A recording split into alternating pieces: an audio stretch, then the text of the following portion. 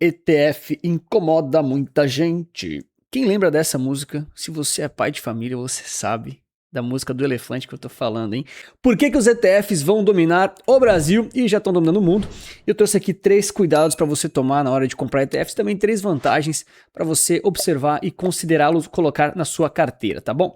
Eu não sei se exatamente isso aqui tudo é totalmente verdade, essa notícia aí tá repercutindo aí nas redes sociais. Eu não fui no evento, eu preferi economizar meu dinheiro porque eu fui para Nova York no evento só de ETFs lá, um pouquinho mais caro também, né? Mas o fato é que os ETFs estão ganhando cada vez mais notoriedade e também isso incomoda muita gente, né? Aqui no Brasil a gente já tem aqui, ó, 204 ETFs listados, dado ali de junho desse ano, 2026, e a gente também teve aqui a informação importante do volume financeiro que os ETFs estão ganhando. Então, ano passado eles tinham 64 bilhões na B3 e agora já tem mais de 126, então tá crescendo aí, dobro, né? 100% de crescimento, tá dobrando de tamanho a cada 12 meses, né? E segundo aí os grandes especialistas, esse é um mercado que vai atingir R$ 1 trilhão. Lembra, né? A gente estava vendo aqui, tá 126 agora, então vai atingir 1 trilhão provavelmente até 2030, né? Crescer aí quase 10 vezes, agora um pouquinho menos, né? Quando eles começaram a falar isso, ele estava chegando nos 100 bi. E o ponto aqui que eu quero trazer para vocês, primeiro, né? Comenta aí qual a vantagem que você mais gosta dos ETFs, aquela que te convenceu a investir através deles, ou se fui eu, tem gente que fala que eu convenci as pessoas. Eu fico honrado, mas eu não convenço ninguém, né? Quem convence sempre é você mesmo de si mesmo, tá?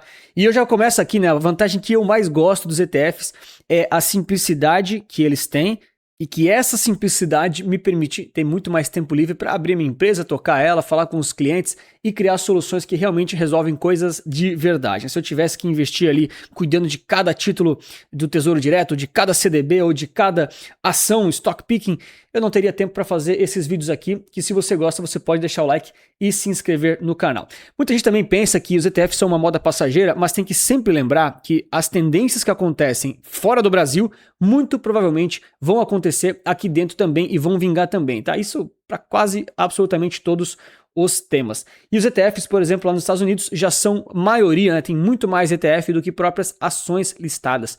Então, o mercado mais desenvolvido, o mercado que já entende muito de investimentos e finanças em si, já trabalha com isso há muito, muito tempo.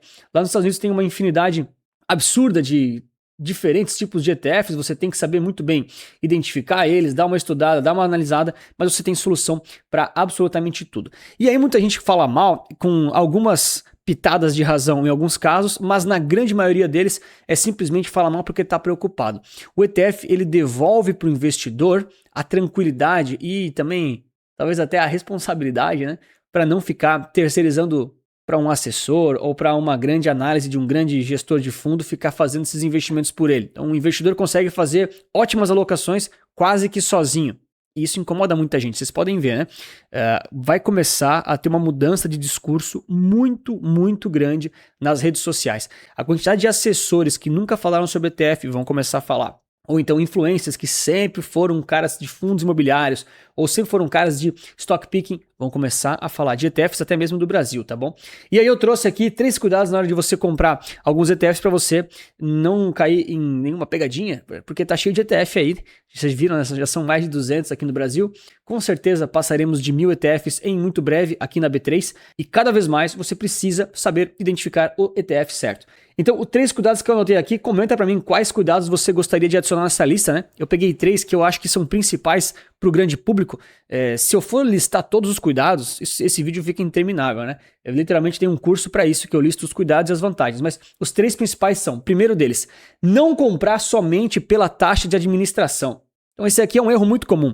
As pessoas olham e compram assim, pô, eu vou pegar aquele que tem a taxa de administração mais barata. Né? Na renda fixa isso é muito comum. Vou pegar aquele que é um pouquinho menos do que o concorrente. A taxa de administração é legal que você pegue uma menorzinha, né? Claro, evitar pagar taxas altas, mas todas elas são muito parecidas, né? Dificilmente você tem uma que é muito mais barato do que os concorrentes. Claro, a gente sempre torce para elas caírem mais, porém taxa de administração não é tudo, é importante, mas não é tudo. Tem que sempre observar ali outras coisinhas que também podem importar bastante, né? O famoso princípio de Pareto, fiz um vídeo recentemente sobre isso no canal, é só dar uma olhadinha. Segundo erro muito comum é não entender o índice que você está comprando. Cara, esse eu diria que é muito grave, tá? Mais grave do que da taxa de administração. Porque assim, ó, você pega ali, por exemplo, 4 ETFs que fazem a mesma coisa, né? Ah, eu vou comprar aquele que tem a taxa de administração menor. Cara, você vai ter mais ou menos o resultado que os outros. Não vai mudar muita coisa. Um vai ser um pouquinho mais volátil, o outro vai ser um pouquinho menos volátil. Cara, tudo muito igual. Agora, não entender o índice daquilo que você está comprando é muito sério. Porque pode te dar uma exposição e você pode fazer um investimento em uma coisa que você simplesmente não esperava ou que não entendia como funcionava. Então precisa ter muita clareza. O que é o índice que você está comprando e o que é aquele ETF que replica o índice, né? Então, se é um índice de renda fixa nacional, ele é o quê? Pré-fixado? Pós? IPCA+. Se ele é internacional, ele é focado em quê? Estados Unidos? Ele é global? Ele tem hedge? Não tem? Ele está te expondo ao câmbio ou não está? Se você está comprando ações internacionais, né? É o mundo todo? São ações de um setor específico? De um país específico? Só as pequenas? Só as médias? Só as grandes? Se é um ETF de ações nacionais, né? Mesmas perguntas, né? Se você está comprando só Brasil, antes você estava comprando o mundo todo, só Estados Unidos, só países desenvolvidos, só os emergentes, só small caps, assim por diante. Se é cripto, né? É todas as cripto, não é? Então aqui o grande ponto é entender claramente o índice do ETF que você está interessado em comprar. O índice é mais importante do que o ETF quase sempre, tá? E o terceiro ponto é não entender a correlação entre ETFs parecidos. Isso aqui eu tô até lendo aqui no lado, tá? Esse aqui é um erro muito comum. Por quê? Quando você compra um ETF, você quase sempre já está diversificado, né? Quando a gente pega aqui, assim, ETF tem de tudo, né, galera? ETF tem coisa boa, tem lixo, tem de tudo, né? Você tem que saber identificar. Agora, quando você olha 2 ou 3 ETFs que são mais conhecidos, mais famosinhos, você pode até colocá-lo na sua carteira. Depende sempre de um monte de coisa. Mas você tem que ficar atento para ver se aquela composição geral, né, da soma daqueles diferentes ativos que você está comprando, eles estão correlacionados ou descorrelacionados. Por quê? Um ETF só geralmente garante diversificação. Quase sempre, tá? Mesmo que é num setor pequeno ou num país só, ele garante algum tipo de diversificação. Só que não é porque você tem 2 ou 3 ETFs que você realmente diversificou. Vou dar um exemplo aqui muito recorrente aqui no canal, né? A galera sempre comenta nos vídeos, inclusive, comente aqui embaixo, né? Quais são os 3 erros mais comuns que você acha, ou qual é o pior erro que você considera, né? Mas a galera geralmente fala, pô, eu vou comprar, vou dar exemplo aqui dos mais famosinhos, né? Vou comprar o Divo 11, o NSDV 11 e o QLBR 11, por exemplo, né?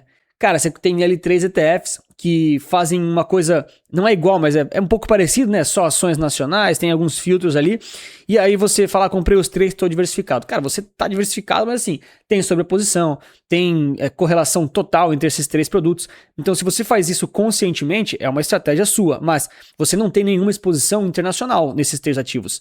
E é importante você ter alguma exposição ao dólar, ao euro, a outras moedas internacionais, a outros países e a outras economias. Então, esse terceiro erro não é somente porque você compra vários ETFs que você está efetivamente diversificado, né? Aí vai muito também de entender o índice e vai muito também de não comprar apenas aquele que tem a menor taxa de administração, né? Você vê como os erros eles são indiretamente conectados, né? Correlacionados. Bom, e quais são as 3 vantagens específicas que para mim são as principais, né? Primeiro, eu já disse lá no início do vídeo, né? Que é basicamente você ter muito mais tempo livre e tranquilidade para poder viver sua vida. Eu sempre reflito no seguinte, né? Eu sei que da internet tem muita gente que fala o que quer, tem muita gente que fala inverdades e mentiras, né? Tem mesmo, infelizmente. Mas uma coisa que eu sempre falo aqui no canal é, o que vai te enriquecer de verdade é o seu trabalho, é a sua vida e o seu ganho recorrente de dinheiro da sua vida ativa, né? Se você é programador de computadores, se você é diretor de uma grande empresa, médico, advogado, Uber, vendedor de hot dog, essas coisas que vão te dar dinheiro de verdade. E você vai investir no mercado financeiro e isso vai potencializar e te dar algum tipo de renda no futuro ou um aumento de patrimônio. Mas se você foca somente em investir e não foca em ganhar dinheiro na sua renda ativa, aí você simplesmente está, condenado a nunca ter uma carteira tão grande assim e tão recorrente, né? A riqueza ela é construída nesses 2 pilares. O primeiro deles é, claro, a renda ativa, o que você ganha na sua vida, guarda e investe para o longo prazo. E depois, claro, você fazer bons investimentos que vai te dar uma renda passiva lá no futuro. Mas lembra, se você só gasta tempo e só gasta esforço para tentar pegar só a parte da renda passiva ou só a parte dos investimentos, mesmo que sejam de acumulação, você nunca vai ter tempo de trabalhar mais, ganhar mais e conseguir fazer aportes maiores. Vou dar o exemplo de novo, né? Eu só consegui fazer a minha viagem lá para Nova York Essa foto é real, tá? Não é IA. Por quê? Eu tenho tempo livre porque eu não fico gastando meu tempo escolhendo as melhores ações, os melhores tesouros diretos, os melhores não sei o que lá. E é curioso, porque eu trabalho no mercado financeiro e eu literalmente olho para isso todos os dias. Eu prefiro muito mais investir de forma indexada e que não me toma tanto tempo para poder focar na minha empresa. Isso aqui é minha fonte de renda. Eu não acho que só comprando os ETFs certos eu vou ficar rico. Não vou. Eu preciso comprar bons ETFs, bons investimentos, mas também fazer aqui o meu trabalho que é ajudar os clientes e alunos. A segunda grande vantagem, o segundo grande ponto aqui que é interessante é o baixo custo no longo prazo. Então, principalmente aqui quem fala mal e quem se incomoda, né, das grandes corretoras, das grandes gestoras, fala mal porque o que dói muito neles é o seguinte: eles têm grandes fundos muito famosos, fundos muito grandes, gestores muito famosos, tem todo um marketing por trás e podcast para cá, podcast para lá. Só que esses gestores, eles têm fundos que têm taxas muito altas, 2% ao ano, 2% mais 20 de taxa de performance. E, cara, fundo de renda fixa com 2% de taxa de administração é uma facada absurda. Então, o que o ETF tem de grande vantagem contra esses grandes fundos e contra esses grandes players do mercado que falam tão mal dos ETFs? A grande vantagem, a grande dor deles é que a receita cai muito. O ETF ele cobra uma taxa muito barata no longo prazo. Ah, Anthony, mas tem taxa. Cara, tem taxa para tudo. Tem taxa para você respirar, né? Tem taxa até para morrer, né? Que é o imposto lá do inventário, da herança, né? Enfim. Então, se você consegue soluções que são mais baratas no longo prazo, isso te dá um grande benefício e uma grande economia, naturalmente vai te dar mais retorno, né? E aí, no geral, a gente tem grande parte dos ETFs com taxas muito competitivas. São raros os ETFs com taxas mais caras, e daí geralmente são estratégias mais elaboradas, que aí não vale para todo mundo e geralmente não tem pesos tão grandes nas carteiras. Então, na grande maioria das vezes, os ETFs são todos muito baratos, comparados com os fundos convencionais, e a gente sabe também que no longo prazo eles tendem a ter uma melhor performance. Os ETFs batem os gestores profissionais em quase todos os casos e janelas.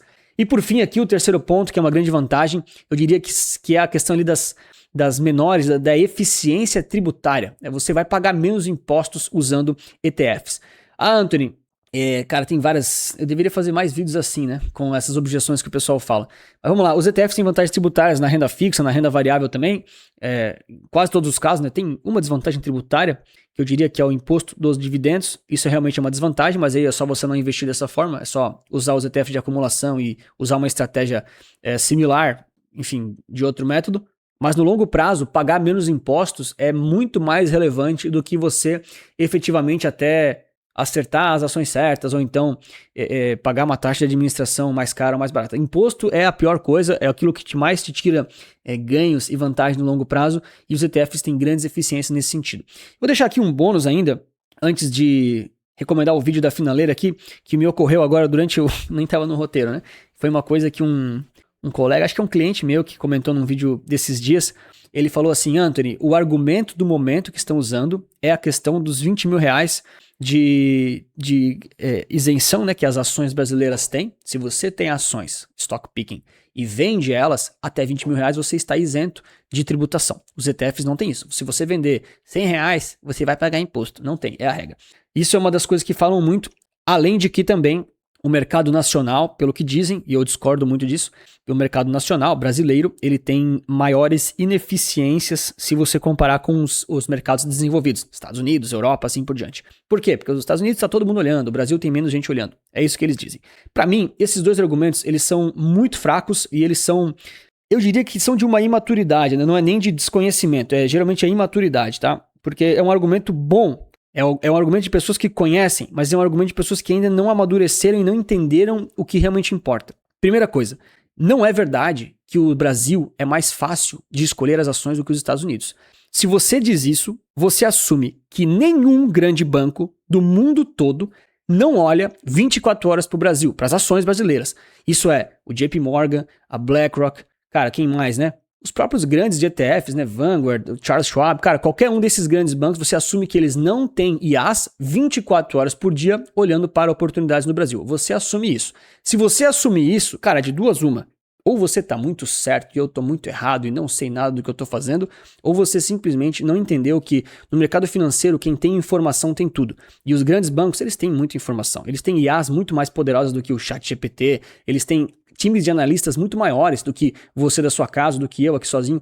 Então, É um fato de que todos os ativos do Brasil são olhados 24 horas por dia por milhares de instituições financeiras. Todo mundo está tentando tirar uma lasquinha do Brasil, dos Estados Unidos, do Peru, da Argentina, da Europa, assim por diante. Então, achar que é mais fácil encontrar assimetrias aqui no Brasil era uma verdade anos atrás.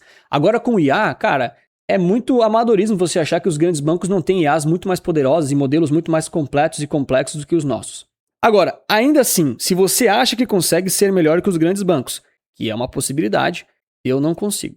Ainda assim, se você acha isso e está pensando, pô, eu vou escolher um pouco melhor do que os caras, eu vou ter uma vantagem frente aos ETFs e eu vou conseguir vender até 20 mil reais para não pagar ali os impostos, né? Se você acha isso, tem que sempre lembrar de duas coisas. Primeira delas, 20 mil reais é hoje. Daqui a 30 anos, 20 mil reais não vai ser nada. Vai ser o salário mínimo, provavelmente. Então, não é porque você tem essa vantagem tributária hoje das ações que isso vai ser sempre. Sempre falo isso. Essa vantagem dos 20 mil reais, ela foi de 94, se eu não me engano. Posso estar errado na data exata, mas é lá de 1990 e poucos. E na época era 20 mil reais. Se tivessem corrigido pela inflação, a sua isenção de venda de ações deveria ser de mais de 150 mil, tá? Não vou dar o número exato porque eu não sei. Mas é mais de 150 mil reais se tivessem corrigido pela inflação. Então, eles não vão corrigir, tá? O governo ele joga um jogo diferente, eventualmente essa vantagem das ações vai ser irrelevante, tá? E ainda assim, mesmo que ele corrija, mesmo que você bata os fundos, os gestores, escolha as ações certas, você é o mestre supremo que não abriu um fundo, né? Se você abrir um fundo, manda para mim que eu analiso, talvez eu recomende para os clientes da Resulta Capital. Ainda assim, você vai dar um peso e um tempo muito grande da sua vida para ações brasileiras, que, globalmente falando, existe um consenso entre o mundo desenvolvido de investimentos que não é onde tem que estar a maioria do seu dinheiro. Principalmente falando de renda variável. Renda fixa é uma discussão diferente porque muitas pessoas vão se aposentar no Brasil, né? Eu sou brasileiro, moro no Brasil, muito provavelmente vou me aposentar no Brasil. Tem uma chance de que não, mas provavelmente sim. Agora, eu sei que eu vou precisar construir a minha aposentadoria, que está longe ainda, né? Toda focada em reais, né? Pensando justamente em se aposentar aqui, né? Claro, eu posso fazer um pé de meia em dólar, mas depois eu vou ter que calcular os meus custos em reais. E aí, o grande ponto é que na renda fixa isso é mais justo, é normal você ter ali uma alocação grande em reais, mas na renda variável não é normal e é prejudicial no longo prazo você ter muito peso em Brasil e pouco peso no exterior. Porque daí você assume o risco, é uma decisão sua como investidor, né? É uma estratégia muito arrojada, como a gente diz, né? Se você tem muito dinheiro investido em ações brasileiras e pouco no exterior, você assume o risco de que o Brasil vai performar melhor do que o mundo todo, do que o exterior todo, inclusive ações, resultados, moeda, inflação, por muito tempo. Isso geralmente é uma aposta muito arrojada que pode ser que esteja certo. Mas, até o momento, não foi assim. E dificilmente vai ser, né? A gente sabe que o Brasil é um país muito mais exportador, tem interesse de deixar a moeda mais fraca, a gente tem aqui problemas de governo, política, povo, enfim. Então, quando você tem muito peso em Brasil, em ações principalmente, maior do que no exterior, você assume que o Brasil vai ser melhor do que o exterior no longo prazo. É uma estratégia sua, eu não sei se isso é muito bom, na realidade eu não acho isso muito bom. Enfim, se você gosta de ETFs, quer saber um pouco mais, a gente tem o ETF certo, tá aqui, né? Opa, tá aqui. Tô mudando aqui as coisas do estúdio. E tem um QR Code caso você queira aprender a analisar os ETFs, conhecer um pouco mais. E lá no final ainda tem um bônus que é uma carteira recomendada se você não sabe nem como começar. Então é isso, lembre-se sempre de deixar o like, se inscrever no canal. E eu vou deixar recomendado um vídeo sobre ETFs de renda fixa que saíram recentemente lá da NuAsset para você entender um pouquinho mais do assunto e também saber cada vez mais sobre isso, tá bom? Um grande abraço, muito obrigado pela sua inscrição, seu like. E lembre-se sempre que investir certo resulta capital.